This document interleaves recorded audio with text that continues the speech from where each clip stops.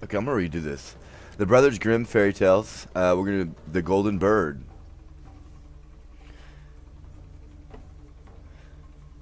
A certain king had a beautiful garden, and in the garden stood a tree, which bore golden apples. These apples were always counted, and about the time when they began to grow ripe, it was found that every night one of them was gone. The king became very angry at this, and ordered the gardener to keep watch all night under the tree. The gardener set his eldest son to watch, but about 12 o'clock he fell asleep, and in the morning another of the apples was missing. Then the second son was ordered to watch, and at midnight he too fell asleep, and in the morning another apple was gone.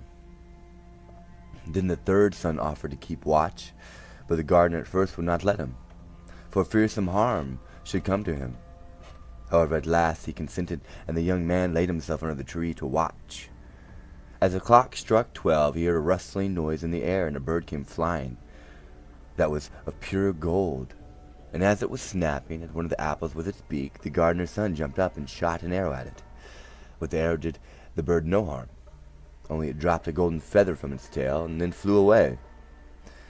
The golden feather was brought to the king in the morning, and all the council was called together.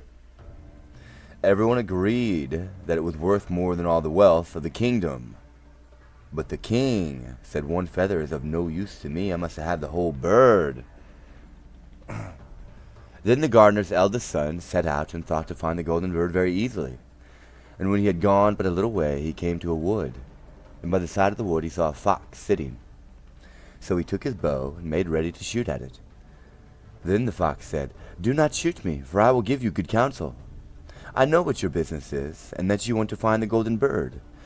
You will reach a village in the evening, and when you get there you will see two inns opposite to each other, one of which is very pleasant and beautiful to look at. Go not in there, but rest for the night in the other, though it may appear to you to be very poor and mean."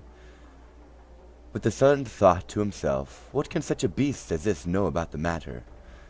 So he shot his arrow at the fox, but he missed it, and it set up its tail above its back and ran into the wood.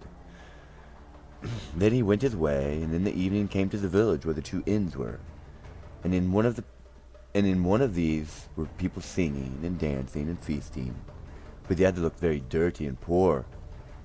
"I should be very silly," said he, "if I went to that shabby house and left this charming place." So he went into the smart house and ate and drank at his ease, and forgot the bird and his country too. Time passed on, and as the oldest son did not come back, and no tidings were heard of him, the second son set out, and the same thing happened to him. He met the fox, who gave him the good advice, but when he came to the two inns, his eldest brother was standing at the window where the merrymaking was, and called to him to come in. And he could not withstand the temptation, but went in, and forgot the golden bird and his country in the same manner. Time passed on again, and the youngest son, too, wished to set out into the wide world to seek for the golden bird. But his father would not listen to it for a long while, for he was very fond of his son, and was afraid that some ill luck might happen to him also, and prevent his coming back. However, at last it was agreed he should go, for he would not rest at home. And as he came to the wood, he met the fox, and heard the same good counsel.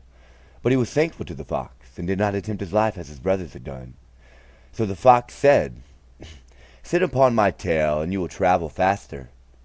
So he sat down, and the fox began to run, and away they went over stock and stone so quick that their hair whistled in the wind. When they came to the village, the son followed the fox's counsel, and without looking about them went to the shabby inn, and rested there all night at his ease. In the morning came the fox again, and met him as he was beginning his journey, and said, "Go straight forward till you come to a castle, before which lie a whole troop of soldiers fast asleep and snoring.